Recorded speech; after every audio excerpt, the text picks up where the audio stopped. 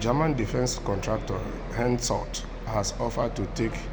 on laid-off workers at car suppliers Bosch and Continental as the country's defense industry sees booming demand in sharp contrast to its struggling automotive sector. The Bavarian maker of air defense radars is currently in talks with the two automotive suppliers to take on just under 200 employees who are facing redundancy, Hensoldt told the Financial Times. This is good news for German economy. This is good news for these 200 workers that this Hensoldt is planning to take from the workers that this automobile industry is going to be laid off. Is good news for these workers, is good news for German economy, is good news for this Hensoldt,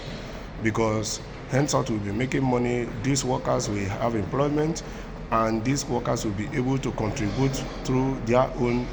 tax they are paying to the German economy too, which is going to be doing a whole lot, because 200 people or employees, their monthly taxes times a year can do a whole lot. Following Russia's invasion of Ukraine, Germany's booming defense sector has struggled with production capacity constraints in the face of soaring orders, while the country's automotive suppliers have continued to slash jobs amid low European car demand and cheaper vehicles from Chinese rivals. So there's also one thing, you know that since the Russian gas was cut off on the 1st of January this year, is affecting the production, is affecting companies. That's why you see that some companies are closing down due to that they are not having this cheap Russian gas. Some companies are now closing the factories to move to China or to move to third world country where they can get cheap labor, where they can equally have access to these critical minerals they need in terms of producing the electric cars. So, and Europe has to pass policies that will make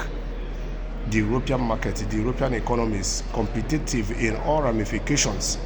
with China. Yes, of which is not going to be easy for Europe, because when it comes to switching to these greener technologies, China has some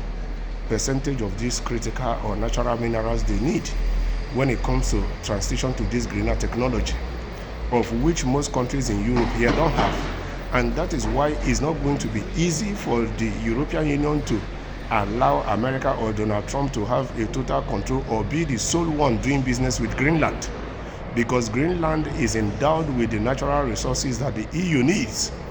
when it comes to this transition to greener technology, when it comes to producing the EV adoption and a whole lot. So Europe has a whole lot of homework to do to remain competitive.